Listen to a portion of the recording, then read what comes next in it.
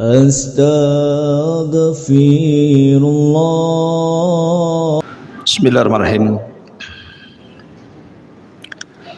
Assalamualaikum warahmatullahi wabarakatuh. Alhamdulillah wassalatu wassalamu ala Rasulillah wa ala alihi wa sahbihi wa mawalah wa la hawla wa la quwata illa billahi wa ba'du.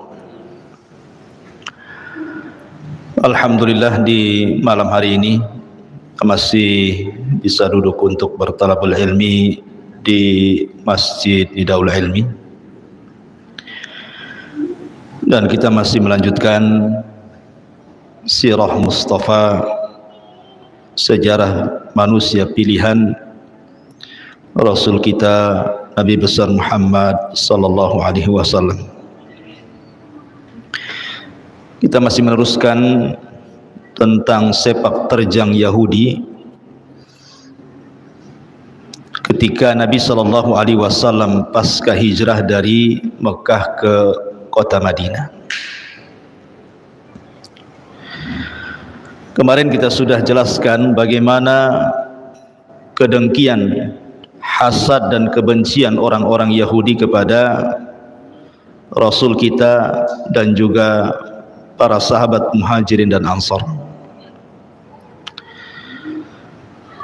Ada satu kisah menarik yang dicantumkan oleh ahli sejarah tentang upaya sihir orang-orang Yahudi kepada Nabi sallallahu alaihi wasallam. Dan itu dilakukan oleh seseorang yang bernama Labid ibnul A'sam. Labid ibnu A'sam. Labid ibnul A'sam ini seorang Yahudi dari kabilah Bani Zurek. Dan kabilah Bani Zurek ini pada dasarnya bukan kabilah Yahudi. Dia kabilah Arab dan masuk pada kabilah Khazraj. Artinya kabilahnya orang-orang Ansar. Tetapi ketika kemudian Islam belum sampai ke kota Madinah dan Yahudi berkembang, kemudian banyak berinteraksi antara kabilah-kabilah kecil dengan kabilah-kabilah besar Yahudi seperti Bani Quraidah, Bani Kunaiko dan Bani Nadir. Sehingga dengan banyak interaksi inilah akhirnya banyak orang-orang Arab yang masuk Yahudi. Mungkin dengan cara pernikahan ataupun bisnis atau yang lainnya. Intinya bahwa banyak terpengaruh orang-orang Arab itu, sebagian mereka kemudian mengikut agama Yahudi. Salah satunya adalah Labid ibnul A'sam ini. Dan Labid ibn A'sam ini masyhur keluarga penyihir. Jadi sangat masyhur di kota Madinah itu di zaman itu bahwa keluarga Labid ibn A'sam ini seorang keluarga penyihir. Bahkan sihirnya dikenal, mungkin bahasa kitanya kesaktiannya melebihi sihir Yahudi sendiri.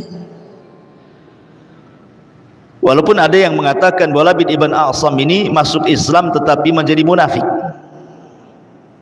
Kemudian bencinya kepada Rasul karena Nabi SAW menguasai kota Yathrib. Intinya dia seorang Yahudi. Dan nama ketokohan Labid ibn A'sam ini tidak lepas daripada silsilah kelompok-kelompok sesat dalam Islam, terutama dalam penyimpangan dalam bab nama dan sifat bagi Allah Subhanahu wa taala seperti Jahmiyah, kemudian turunannya Mu'tazilah. Karena kalau kita tahu bahwa pengasas firqah Jahmiyah itu dinisbatkan kepada yang mengasasnya, namanya Jahm ibn Safwan, di mana Jahm ibn Safwan ini berguru kepada orang namanya Ja'ad ibn Dirham. Ja'ad ibn Dirham inilah yang kemudian disembelih oleh sang khalifah ketika Idul Adha karena penyimpangannya. Jadi sang khalifah mengatakan, sembelilah kambing-kambing kalian, aku punya sembelihan sendiri. Maksudnya Ja'ad ibn Dirham sembelih habis sholat Id dia. Tetapi dialah yang mengasas akidah sesat Ja'ad ibn Dirham ini, karena melahirkan murid namanya Jahm ibn Safwan. Akhirnya mengasas sebuah firqah dalam Islam yang disebut dengan Firqatul Jahmiyah. Turunannya ada Mu'tazilah yang kemudian berkembang di zaman Khalifah Ma'mun di masa Imam Ahmad. Lah Ja'ad ibn Dirham sendiri berguru kepada Aban ibnu Sam'an. Aban ibnu Sam'an. Dan Aban ini, Ibn Sam'an ini berguru kepada Talut. Dan Talut ini anak putra dari saudari Labid ibnu A'sam. Dan saudari Labid ibn A'sam mengambil ilmu daripada Labid bin A'sam. Dari sini kita tahu silsilah munculnya kelompok-kelompok sesat dalam Islam. Sumbernya adalah dari Yahudi. Namanya Labid ibn A'sam. Punya murid saudarinya. Kemudian saudarinya punya anak, anaknya punya murid namanya Talut, Talut punya murid namanya Aban, Aban punya murid namanya Ja'ad ibn Dirham, dan Ja'ad ibn Dirham punya murid namanya Jahm ibn Safwan. Dari sini keluar nama Jahm dan firqahnya disebut Jahmiyah. Kemudian turunannya muncul Mu'tazilah. Lah Jahm ibn Safwan inilah yang kemudian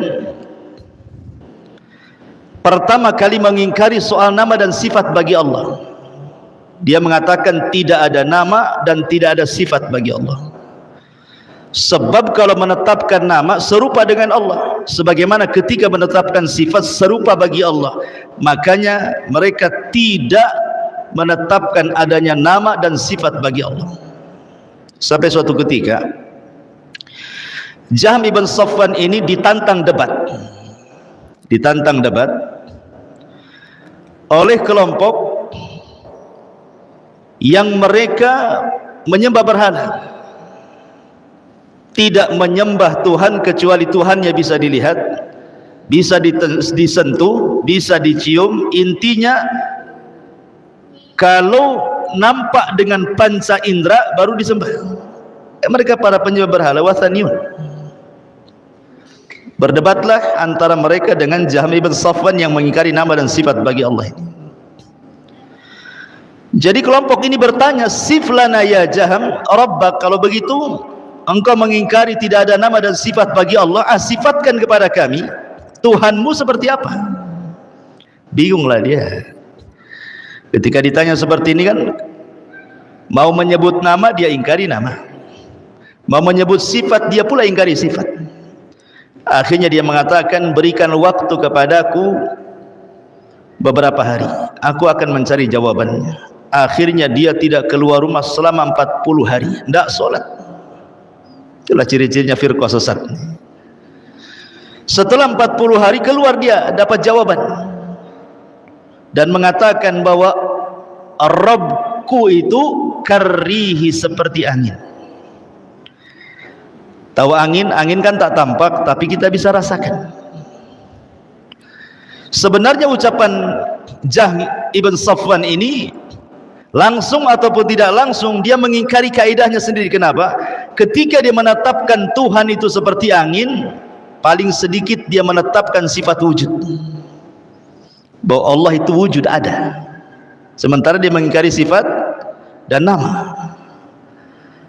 Akhirnya kemudian orang membantah, berarti kau menetapkan sifat wujud bagi Allah, bukankah kau mengingkari nama dan sifat? Bingung lagi dia. Akhirnya dia berfatwa, Tuhanku tidak di dalam alam, tidak pula di luar alam, katanya. Apa enggak bingung tuh jawaban? Katanya, Rabbi, katanya Rabbku, la dakhilal alam wala kharijahu, katanya. Tidak di dalam alam ya tidak di luar alam. Pertanyaannya di mana kalau begitu kan begitu. Akhirnya muncullah kemudian turunannya akidah Allahu fi kulli makan. Allah itu di mana-mana. Ya. Ma'asyiral muslimin yang dimuliakan Allah Subhanahu wa taala. Kembali kepada kisah. Intinya bahwa Jami bin Safwan ini salah satu pengasas turunannya adalah firqah-firqah sesat dalam Islam. Salah satunya adalah Jahmiyah dan turunannya Mu'tazilah. Lah, Labid bin Asam ini suatu ketika didatangi oleh tokoh-tokoh Yahudi. Karena tokoh-tokoh Yahudi ini sudah sakit hati kepada Rasul. Rasul itu sebenarnya disihir bukan sekali dua kali, berkali-kali oleh orang-orang Yahudi itu, tapi tidak mempan sihirnya, kurang manjur. Ya. Akhirnya kemudian mereka datang kepada Labid ibn Asam karena terkenal sihir Arab itu kuat-kuat katanya. Padahal seharusnya sihir Yahudi lebih sakti lagi. Karena yang pertama kali mempelajari sihir kan orang Yahudi kepada Harut dan Marut. Harusnya kan mereka yang paling paham soal sihirnya. Rupanya sihir mereka tak mempan pula sama Nabi. Makanya kemudian meminta kepada Labid ibn Asam supaya menyihir Nabi. Tentu Labid ibn Asam meminta imbalan. Apa imbalannya? Karena tukang-tukang sihir itu kan harus berbisnis dengan jin. Minimalnya jin dapat keuntungan dengan kehormatan di mana dukunnya sujud kepada dia, sementara dukun-dukun itu mendapatkan keuntungan materi kan. Dia dapat dunia. Seperti tukang-tukang sihir Fir'aun. Sebutkan dalam Al-Quran ketika Fir'aun meminta untuk menghadapi Musa. Apa kata tukang sihir Fir'aun? Alana ajrun. Imbalannya apa ya Fir'aun? Kalau kami harus menghadapi Musa itu, innakum minal muqarrabin, kata Fir'aun. Pasti kamu akan mendapatkan banyak dunia karena engkau orang-orang dekat aku, kata Fir'aun. Jadi di mana-mana yang namanya dukun itu pasti mencari materi di atas kedustaan dan penipuan. Coba lihat, antum pernah dengar dukun pengganda uang? Itu yang tertipu itu bukan orang biasa. Sekelas dokter, profesor kena tipu. Logika pun nggak masuk akal. Kalau memang dukun ini bisa menggandakan uang, ngapain dia menggandakan uang orang? Bagus dia gandakan uang dia sendiri jadi kaya raya. Dia bisa beli lahan, beli rumah, beli ini, ngapain pula gandakan uang orang? Berarti ketika dia menggandakan uang orang itu, berarti hakikatnya dia sedang menggandakan uang orang untuk dia. Ambil uang orang untuk dia. Sementara uang orang lain itu justru tidak pernah berganda-ganda, yang ada kena tipu. Sebagiannya dibunuh. Kita lihat kasus dulu kan, ada dukun pengganda uang, syaratnya apa? Harus berendam di sungai itu berapa hari, akhirnya mati kedinginan. Dukunnya dapat uang, mati yang punya uang. Oh, kena tipu pula kan itu. Otaknya enggak ada ya. Intinya bahwa Labid bin Asam meminta kepada orang-orang Yahudi itu, apa balasan kami? Mereka mengatakan, engkau akan kami berikan sekian dan sekian dari dinar. Maka kemudian kata Labid, harus aku apakan dia dengan sihirku ini? Minimalnya buatlah si Muhammad itu gila hilang akal, supaya dia tidak bisa berdakwah lagi maksudnya. Ya.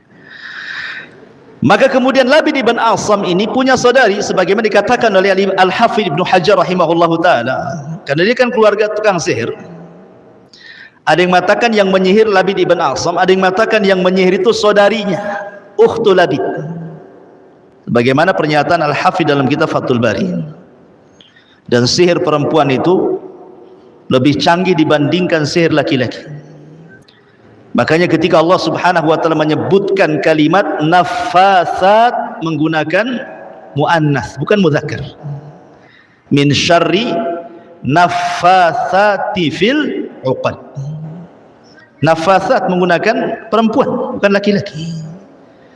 Karena sihir perempuan itu lebih hebat dibandingkan sihir laki-laki. Kenapa? Pertama, karena wanita itu naqisatu aqlin, akalnya kurang. Dia kalau sudah menjadi penyihir itu totalitas. betul-betul menghambakan diri kepada setan, karena wanita tidak punya akal, akalnya kurang. Yang kedua, naqisatuddin, juga kurang agamanya. Waktu haid dia tidak sholat, dia tidak puasa, dan begitu seterusnya. Dua sebab inilah yang menjadikan kenapa tukang-tukang sihir perempuan lebih jago dibandingkan tukang sihir laki-laki. Jadi ada yang mengatakan bahwa Labid ini bekerja sama dengan ukhtu Labid, dengan saudari Labid ini, dan diutus untuk mengambil, mencuri sisir dan juga rambut Nabi yang terikat di sisir itu. Ya, akhirnya bagaimana caranya ini saudari Labid ini mengambil sisir Nabi? Diambil dari rumah-rumah istri-istrinya. Berhasillah kemudian Labid ibn A'sam ini memerintahkan saudarinya untuk mengambil sisir yang terlilit padanya rambut-rambut Nabi SAW. Mushtun wa musyatah. Mushtun itu sisir, musyatah itu artinya rambut yang terlilit dalam sisir itu. Dan jumlahnya 11 helai rambut Nabi terikat di sisir itu. Untuk apa? Untuk dijadikan bukhul. Dari sini bahwa sihir yang paling bahaya itu kalau penyihirnya menggunakan bukhul. Makanya Allah mengatakan min syarrin nafatsati fil uqad. Uqad itu bukhul artinya. Jadi sihir itu ada yang menggunakan bukhul, ada yang tidak. Tetapi yang paling bahaya kalau sudah menggunakan bukhul. Dan bukhul itu diambil dari orang yang akan disihirnya. Mungkin berupa pakaiannya, celana dalam. Diambilnya tuh lagi dijemur sama dia. Hati-hati antum kalau jemur celana dalam. Bisa diambil jadi bukhul nanti. Ataupun mungkin dari kuku, dari rambut, pokoknya dari badan. Kalau dulu pakai poto biasanya. Kalau dulu kan pakai poto gitu ya. Dan zaman dulu potonya belum berwarna, masih hitam putih. Dan agak sulit mencari foto itu. Nyuri foto di rumah yang akan disihir agak sulit. Apalagi hitam putih kan. Yang mau disihir anaknya, kena pula foto neneknya. Karena nggak jelas itu fotonya. Kan itu ya. Orang dulu kan susah mau nyihir itu. Kalau sekarang nyihir senang saja. Apa Facebooknya? Ada gambar dia semua tuh. Tinggal disihir saja kan gitu ya. Ada semua di Facebooknya, itu lagi gambar lagi selfie dia. Ya. Kemudian di Instagramnya gambar dia semua tuh yang sedang selfie. Sekarang kalau mau nyihir senang, nggak perlu kita nyuri foto di rumahnya, tengok saja aplikasi Facebooknya, gambar dia semua tuh. Tetapi justru handphone jauh lebih sakti dibandingkan ilmunya tukang sihir. Kalau dulu mau membuat retak rumah tangga itu harus datang ke dukun kan? Sekarang antum perlu duit beli handphone, kasih kartu kad, kasih pulsa, minta nomor telepon yang akan disihir, SMS saja. Sayang, kebaca sama istrinya, nggak ngamuk tuh. Jadi sekarang sihirnya lebih canggih lagi. Sekarang sihirnya bukan manual, ya. Sihirnya itu sudah digital sekarang. Baik, kembali. Akhirnya kemudian saudari Ukhtu ibn Labid ini berhasil mengambil mushtun wal musyatah tadi. Itulah yang kemudian dijadikan bukhul dan diletakkan di sumur yang dekat dengan Masjid Nabawi, namanya Sumur Darwan. Di Sumur Darwan itulah diletakkan bukhulnya oleh Labid ibn A'sam. Kemudian mulailah mereka, keluarga Labid ini mempraktikkan sihir. Subhanallah. Semua sudah dicatat oleh takdir Allah Subhanahu wa ta'ala. Nabi terkena sihir. Nabi terkena sihir. Dan tersihirnya Nabi SAW cukup lama, 6 bulan. Bayangkan, Rasul terkena sihir sampai 6 bulan. Dijelaskan dalam sebuah hadis yang dikeluarkan Al-Imam Hakim dan juga Abu Ya'la yang disahihkan oleh Syekh Nasiruddin Al-Albani rahimahullahu ta'ala, ataupun juga yang masyhur, yang jelas-jelas ya, riwayat Bukhari dan Muslim. Ingat bahwa tersihirnya Nabi SAW tercatat dalam Sahih Bukhari dan tercatat dalam Sahih Muslim. Bukan hanya tercatat di kitab-kitab sunan-sunannya, tidak.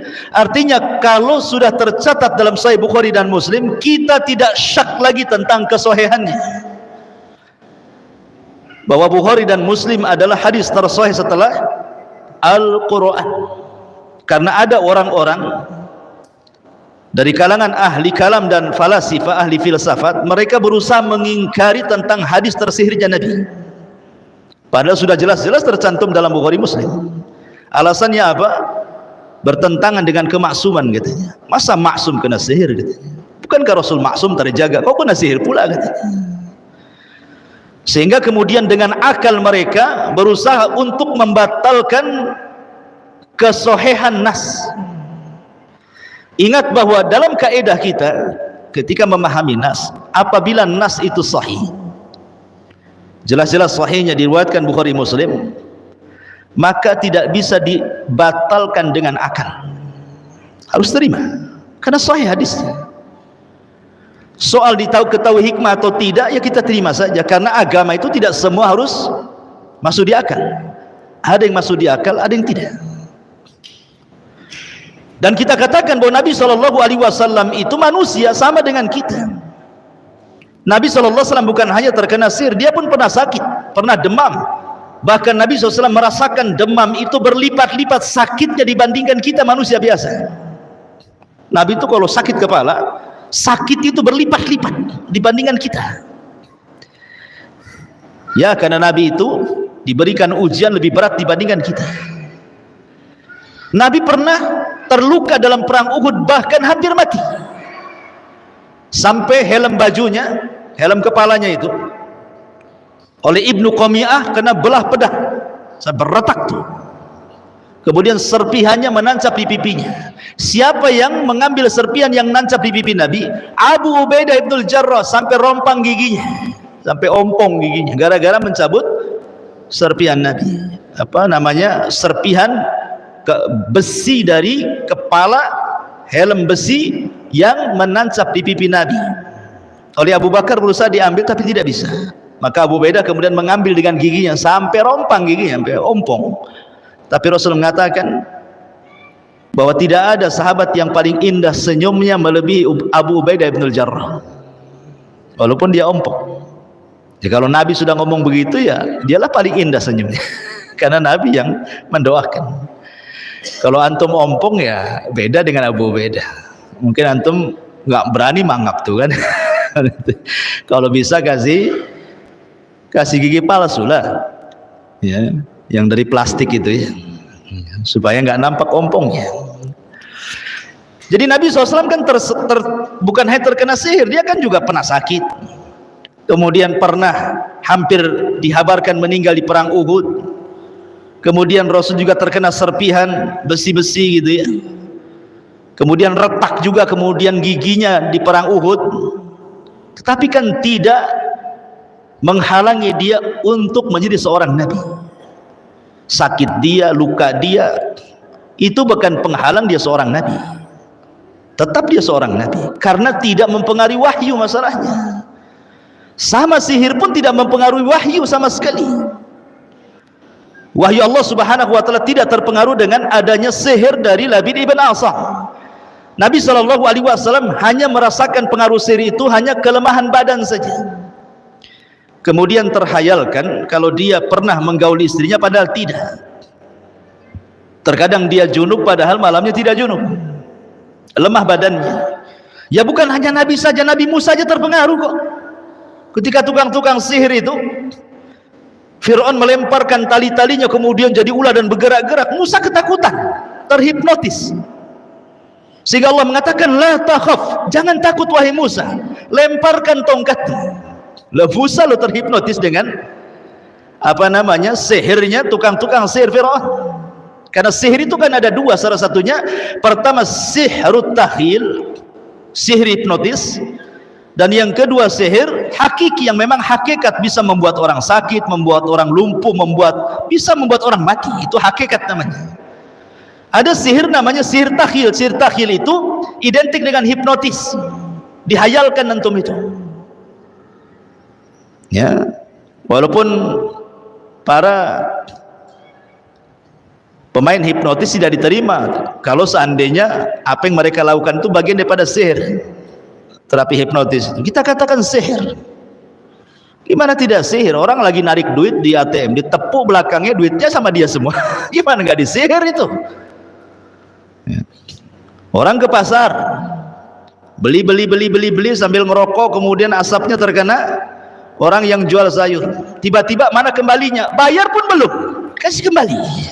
Terhipnotis dia. Ya. Kalau bukan sihir apa namanya? Itu hipnotis itu ya sihir lah itu. Sekalung-kalung begini goyang-goyang atau hilang semua aibnya, ditanya dijawab semua. Itu sihir ikhwan, namanya sihrut takhil dalam bahasa Arab. Mungkin bahasa kerennya hipnotis lah kan itu. Taib. Ketika kemudian Nabi SAW 6 bulan loh terkena sihir itu. Makin hari makin lemah badan Nabi itu. Akhirnya kemudian Aisyah Ummul Mukminin radhiyallahu anha melihat ada kelainan dari Nabi SAW, kemudian menyarankan agar Nabi SAW meminta fatwa kepada Allah. Berdoalah kepada Allah, mudah-mudahan Allah mencari jalan kesembuhan. Maka Nabi pun dari ba'da Isya dia pun salat, kemudian berdoa, salat, berdoa, dan begitu seterusnya sampai mendekati waktu fajar, tidak tidur. Dihabiskan untuk ibadah malam itu. Lah ketika mendekati waktu fajar, Rasul tertidur. Namanya manusia, lelah juga, ngantuk juga, tidur. Lah saat tidur itulah kemudian turun 2 malaikat. 2 malaikat, ada yang mengatakan Jibril, dan malaikat yang tidak disebut namanya ada yang mengatakan Jibril dan Mikail, wallahu alam. Yang jelas bahwa 2 malaikat ini, satu berdiri di kepalanya, satu berdiri di kakinya, karena Rasul kan terlentang. Kemudian yang satu mengatakan, ada apa dengan Muhammad ini? Maka malaikat satunya mengatakan matbub. Matbub itu artinya terkena sihir. Kemudian dikatakan man tabbahu, siapa yang berani menyihirnya? Maka malaikat satunya mengatakan Labid ibnul A'sam. Labid ibn A'sam. Kemudian fi ayyi syai'in, dengan apa penyihir itu menyihir dia? Qala, dia mengatakan bi mushtin wa musyatah, dengan sisir dan lilitan rambut Rasul di sisir itu. Ada yang mengatakan jumlahnya 11 rambut terlilit di sisir itu. Qala, kemudian dikatakan lagi, lalu di mana diletakkan bukulnya sekarang? Maka malaikat satunya mengatakan fi bi'ridhi arwan, di sumur yang namanya sumur Arwan. Ada yang mengatakan awan, ada yang mengatakan zarwan, ada yang mengatakan arwan. Sumur itu masih ada. Jadi kalau antum ke Saudi, oleh orang Saudi dipagari itu sumur yang pernah diletakkan sihirnya Labid ibn A'sam, bisa dilihat masih ada sumurnya, tapi sudah ditimbun sama Nabi kan? Tapi masih ada sisa-sisa peninggalan sumurnya itu.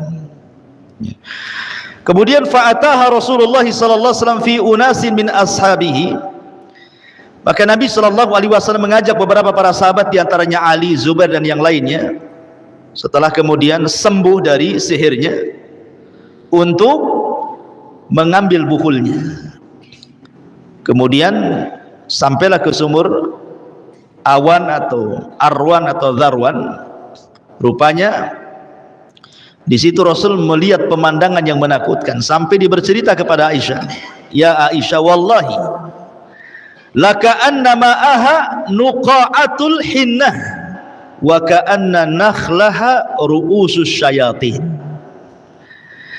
Wahai Aisyah, kata Nabi sallallahu alaihi wasallam, demi Allah seakan-akan airnya seperti sari pacar, dan seakan-akan pohon kurmanya seperti kepala-kepala setan. Jadi sumur yang diletakkan bukul itu menakutkan sumur itu. Sampai Ali radhiyallahu an kemudian menawarkan diri untuk turun ke sumur itu mengambil bukhulnya, tapi Rasul mengatakan jangan sampai keburukannya menyebar, sebaiknya timbun saja sumur itu. Akhirnya kemudian sumur itu pun ditimbun dan hilanglah sihir Nabi sallallahu alaihi wasallam. Bagaimana caranya Nabi sallallahu alaihi wasallam bila hilang sihirnya? Jadi ketika malaikat ini turun kepada Nabi sallallahu alaihi wasallam dan tahu Rasul tersihir, maka dua malaikat ini meruqyah Rasul dengan membacakan dua surat yang disebut dengan muawwidhataini, dua surat perlindungan, Qul a'udzu birabbin nas dan Qul a'udzu birabbil falaq. Kalau antum gabungkan dua surat ini, An-Nas dan Al-Falaq, maka jumlah ayatnya 11 sesuai dengan jumlah buhur rambut Rasul yang ada di sisir Nabi itu. Jadi setiap dibacakan satu ayat Qul a'udzu birabbin nas, rontoklah satu buhul di sisir itu, satu rambutnya. Kemudian ayat yang kedua, rontok lagi dua rambutnya. Ketika selesai maka 11 rambut itu rontok dan terpisah dari sisirnya. Maka akhirnya buhul itu kemudian sudah tidak berfungsi lagi. Dari sini Nabi sallallahu alaihi wasallam tidak pernah meninggalkan membaca muawwidhataini sebelum tidur. Dari kasus ini Nabi tidak pernah meninggalkan sebelum tidur membaca Qul a'udzu birabbin nas dan Qul a'udzu birabbil falaq. Terkadang kemudian ditambah dengan surah Al-Ikhlas. Surah Al-Ikhlas itu dua. Pertama Qul huwallahu ahad, yang kedua Qul ya ayyuhal kafirun. Dua-duanya disebut surah Al-Ikhlas namanya. Bedanya kalau Al-Ikhlas Qul huwallahu ahad ini bicara tentang rububiyah. Kalau Qul ya ayyuhal kafirun bicara tentang uluhiyah. Makanya dua-duanya disebut suratul Ikhlas. Kalau dipisah, yang satu disebut suratul Somad, yang satu disebut surah Al-Kafirun. Tapi dua-duanya disebut Ikhlas karena dua-duanya bicara tentang dua tauhid yang mulia, satu rububiyah, satu uluhiyah. Kenapa rububiyah surah Al-Ikhlas itu? Karena bicara tentang nama dan sifat Allah. Allahu Ahad, Somad, lam yalid wa lam yulad, itu rububiyah semua. Dan siapa yang membaca suratul Ikhlas sama dengan membaca sepertiga Al-Quran. Kalau membaca Qul ya ayyuhal kafirun sama dengan seperempat Al-Quran. Jadi kalau antum malam-malam ini habis Isya membaca Qul huwallahu ahad 3 kali, hatam antum Al-Quran. Karena satu kulhu sepertiga Quran kan, dua kulhu 2/3, 3 kulhu sempurnalah antum baca Quran. Jadi tidak pernah antum baca dari Al-Baqarah sampai An-Nas, cukup kulhu aja 3 kali setiap hari ya. Nanti hataman habis itu. Enggak, ini bicara tentang bandingan pahala. Tentu orang yang menghatamkan Quran dari Al-Fatihah sampai An-Nas lebih besar pahalanya. Karena setiap satu huruf yang antum baca 10 pahala. Ini kan bicara bandingan pahala. Sama dengan orang haji dengan orang yang mengambil pahala haji. Antum sholat subuh tidak beranjak dari tempatnya sampai matahari terbit meninggi satu tombak, lakukan 2 rakaat syuruk, maka sama pahala dengan haji. Kan berbeda dengan orang yang betul-betul haji. Antum dapat pahala haji, orang ini haji, kan beda kan, kenikmatannya aja beda. Antum menghayal lewat tutup tengok Ka'bah, orang itu betul-betul yang Hajar Aswad kan, itu aja beda kan itu ya. Jadi ini bicara tentang pahala, namanya targhib. Rasul itu terkadang tarhib menakut-nakuti terkadang targhib berusaha untuk menyemangati dengan habar-habar gembira, pahala-pahala, sorga-sorga dan begitu seterusnya. Kembali kepada kisah. Jadi akhirnya kemudian Nabi SAW setelah memusnahkan bukhul itu, maka Nabi SAW kemudian ditanya oleh para sahabat, karena Rasul tidak membalas. Sudah tahu siapa yang menyihirnya, inisialnya sudah tahu, namanya Labid ibn A'sam, tapi Rasul tidak membalas. Kalau kita kan belum tahu inisialnya sudah suudon kan, paling yang menyihir ini orang depan ini katanya. Dari mana antum tahu yang depan atau orang belakang atau samping kiri kanan, itu suudon namanya. Setan itu ya, takhris ya, membuat perpecahan. Lah ketika ditanya kenapa dia tidak membalas, padahal sudah jelas disihir kan? Nabi SAW mengatakan, saya takut akan terjadi fitnah, karena ketika itu di Madinah Nabi masih terikat dengan orang-orang Yahudi itu, perjanjian piagam Madinah. Jadi supaya jangan kemudian, apalagi Labid bin Asam seorang tokoh dari Bani Zurek, nanti terjadi perang, maka Rasul takut fitnah. Sama ini kasusnya ketika Nabi SAW diracun oleh seorang wanita Yahudi namanya Zainab bintu Al-Harith. Rasul itu perang bersama Yahudi berapa kali? 4 kali. Satu, melawan Bani Kunaiko, terusirlah Bani Kunaiko dari Madinah. Kemudian melawan Bani Nadir. Kenapa Rasul memerangi Bani Nadir dan mengusir dari Madinah? Karena Bani Nadir mau ightial, membunuh Nabi dengan cara licik. Kemudian setelah itu menyerang Bani Quraidah. Kenapa Bani Quraidah diserang? Karena dia kemudian berkongsi untuk mengusir Madinah, mengusir Rasul di Madinah dalam perang Ahzab. Berkoalisi dia dengan orang-orang musyrik. Ternyata menang pula Ahzab itu. Maka Rasul mengusir Bani Quraidah, sehingga mereka kemudian sebagiannya sampai ke perbatasan Syam dan sebagiannya mereka kemudian berkumpul di Khaybar. Maka perang yang terakhir melawan orang-orang Yahudi itu di Khaybar. Maka perangnya perang Khaybar. Itulah terakhir melawan orang Yahudi di Khaybar. Dan Rasul menang. Padahal Khaybar itu penghasil kurma terbesar di Madinah. Rasul berhasil menguasai Khaybar. Sehingga dikuasainya Khaybar itulah banyak orang yang kemudian dari kalangan Yahudi benci dengan Nabi. Bagaimana caranya kemudian membunuh Nabi? Tapi mereka tidak bisa karena tidak punya kekuatan. Akhirnya mereka merencanakan untuk menuang racun. Pura-pura mereka mengundang Rasul makan-makan. Zainab sempat bertanya, makanan apa yang disukai Muhammad itu? Oh, paha daging kambing. Itu kesukaan Nabi. Jadi antum kalau makan tengkleng minta pahanya. Itu daging kesukaan Nabi. Kesukaan Nabi maksudnya pahanya. Apakah kambing Batam dengan kambing di Mekah sama? Ya beda. Kambing di sana didoakan Nabi Ibrahim berkah. Makanya makan pagi, siang, sore, malam pun nggak ada kolesterol, nggak ada darah tinggi. Dan itu makanan mereka kan itu.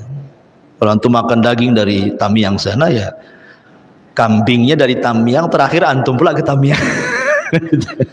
Ya. Jadi intinya bahwa Nabi SAW direncanakan pembunuhan dengan cara diracun. Qadarullah, Rasulullah SAW, ya namanya Rasul husnudzon saja. Mereka sudah kalah, mungkin mau berbuat baik. Datang Rasul dengan sebagian para sahabat, dihidangkan banyak makanan kambing. Ketika Nabi SAW memakan sedikit saja, menyicipi saja, masalahnya sudah tertelan. Tiba-tiba paha kambing itu bicara. Mujizat tadi memberitahu, ya Muhammad, jangan kau makan aku lagi, karena dalam diriku sudah terlumuri racun. Ketika Rasulullah SAW mendapatkan wahyu bicara kambing itu, kata Rasul, berhenti kalian, jangan ada yang makan. Rupanya ada seorang sahabat, satu sahabat ikut pula tercicipi, sama-sama dengan Nabi, 2 orang, Nabi dan satu sahabat makan. Lah yang satu sahabat ini meninggal, tapi setelah 1 tahun meninggal. Rasul masih bertahan karena Rasul punya fisik yang kuat. Lah Nabi SAW tidak membalas kepada Zainab bintul Haris, pada jelas-jelas beracun kan. Nabi tidak membiarkan saja Zainab bintul Haris. Ada yang mengatakan bahwa Zainab itu masuk Islam belakangan dan baik Islamnya, ada yang mengatakan tidak. Tetapi kemudian setelah seorang sahabat ini mati dan itu dikarenakan racun, barulah Zainab dibunuh. Kenapa? Karena kisos. Ya, jadi dibunuhnya karena kisos, karena dia sudah membunuh seorang sahabat gara-gara racun, maka dia dibunuh. Kalau seandainya sahabat ini nggak mati, dia kan tidak akan dibunuh. Karena Nabi SAW tidak mengambil kisosnya kan, membiarkan Zainab itu hidup. Sahabat yang kemudian tercicipi racun mati, baru kemudian kisos, dibunuhlah Zainab bintul Harith. Tapi selama 1 tahun itu Rasul membiarkan, ya, membiarkan. Begitulah Nabi SAW bermuamalah dengan orang-orang Yahudi supaya tidak ada konflik gitu ya. Mereka sudah kalah gitu ya, dan terusir dari kota Madinah. Begitulah bagaimana orang-orang Yahudi memperlakukan Nabi SAW sedemikian rupa. Ya, karena bagaimanapun misinya orang Yahudi itu adalah misi dunia. Mereka itu kan di otaknya dunia-dunia saja.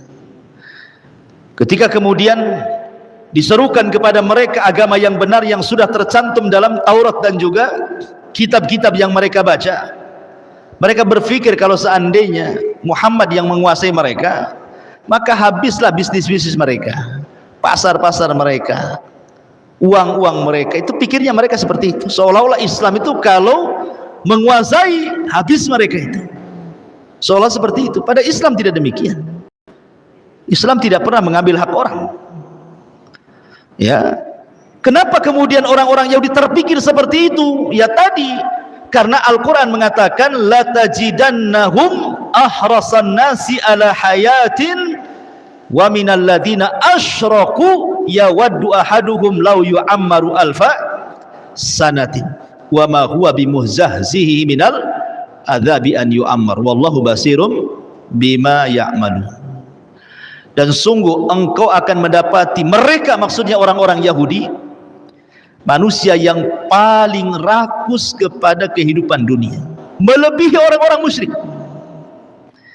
Ingat suatu ketika sebuah hadis yang disahihkan oleh Syekh Nasiruddin Al-Albani rahimahullahu taala, Nabi ini pulang perang.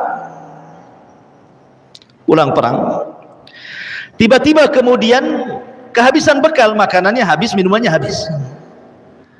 Tiba-tiba kemudian Nabi SAW bertamu kepada seorang nenek Yahudi yang berada di perbatasan Madinah. Karena udah habis makanannya, habis minumannya, di padang pasir bisa mati kan begitu. Makanya singgah ingin bertamu supaya ya bisa makan, bisa minum kan gitu. Dan Nabi SAW tidak pernah melupakan kebaikan siapapun yang berbuat baik kepadanya, hatta orang kafir sekalipun.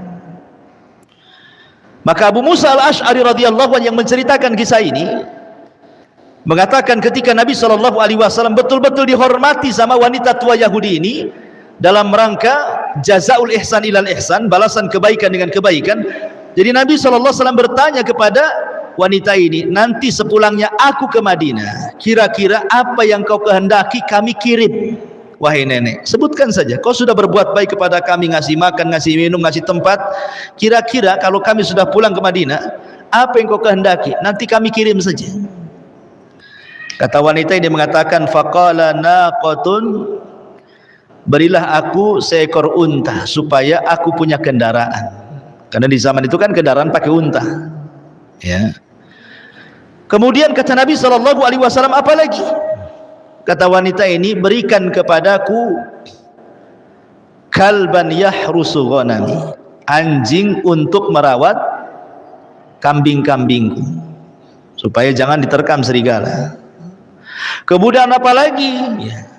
Berikan kepadaku jariyah, budak wanita supaya dia menjadi pembantuku. Kemudian apa lagi? Ya Allah, nggak berhenti permintaannya. Hanya ngasih makan, ngasih minum, ngasih tempat. Ketika Rasul ingin membalas kebaikan, kira-kira apa balasannya? Disebutkan semuanya. Ibaratnya saya bertamu kepada antum 3 hari. Jadi anak ngomong, sebagai balasannya nih, karena antum sudah ngasih makan, ngasih minum, ngasih tempat tinggal 3 hari, kalau saya pulang ke Jawa Barat, kira-kira mau apa antum? Saya mau Fortuner Ustaz 1, ya kan? Mau apa lagi? Gitu ya.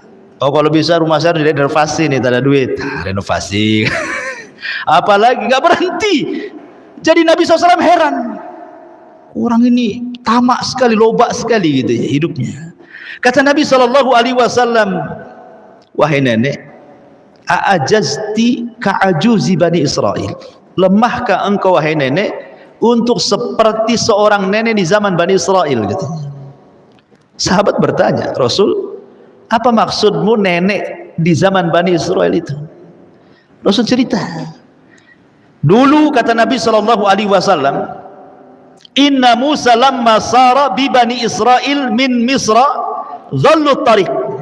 Dulu Nabi Musa ketika membawa Bani Israel dari Mesir menuju tanah perjanjian Palestina, nyasar di tengah jalan, tidak tahu jalan. Dulu gak ada Kompas, apalagi Google Map kan itu. Nyasar. Sehingga kemudian ulama orang-orang yang berakal, murid-murid pilihannya Musa mengatakan, oh jangan-jangan karena kita tidak melaksanakan wasiatnya Nabi Yusuf, katanya. Kata Musa, aku tidak ingat apa ya. Mereka mengatakan Nabi Yusuf sebelum meninggal dia berwasiat agar jasadnya jangan dikubur di Mesir tetapi kuburlah di Palestina. Oh boleh jadi mungkin gara-gara itu kita tersesat karena tidak membawa jasadnya Nabi Yusuf. Dan ingat jasadnya para nabi itu tidak pernah dimakan tanah ya, walaupun dikubur lama-lama pun seandainya Allah takdirkan ada orang yang menggali di kuburan nabi, walaupun sudah 4 abad yang silam, 14 abad yang silam, nabi itu tidak akan berubah ketika meninggal sampai hari ini. Tapi kan tidak boleh haram menggali kuburan nabi.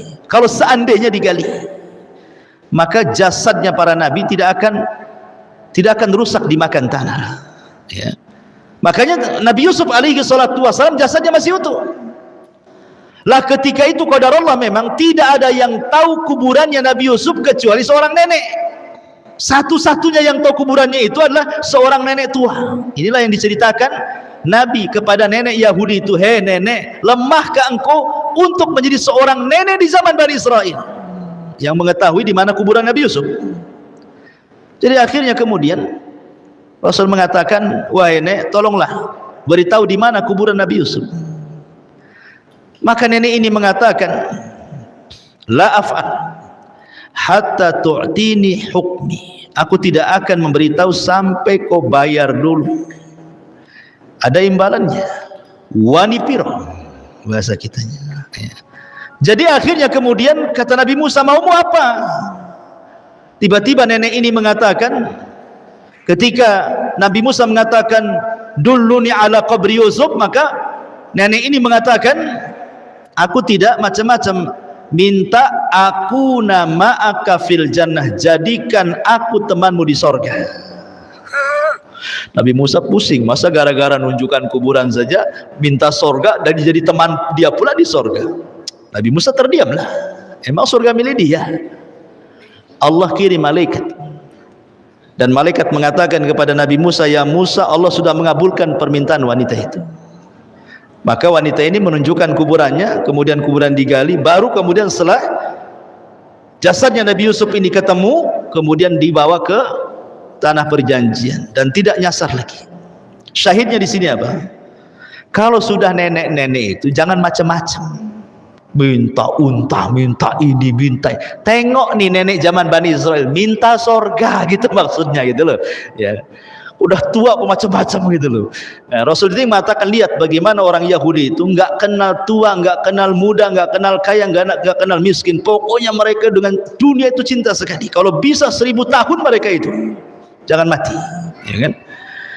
Padahal mereka mengklaim bahwa sorga itu milik mereka. Kalaupun harus masuk neraka 3 hari saja katanya, atau 40 hari paling lama. Makanya Allah mengatakan, kalau kalian memang penduduk sorga, kenapa tidak berangan-angan mati saja? Malah pengen hidup 1000 tahun pula. Berarti sebenarnya kalian juga merasakan bahwa kalian itu bukan ahli sorga. Kalau bisa jangan mati. Ya itulah orang-orang Yahudi. Wallahu a'lam bishawab. Karena manfaatnya. Subhanakallahumma bihamdika asyhadu an la ilaha illa anta astaghfiruka wa atubu ilaik. Allahu ta'ala alam. Assalamualaikum warahmatullahi wabarakatuh.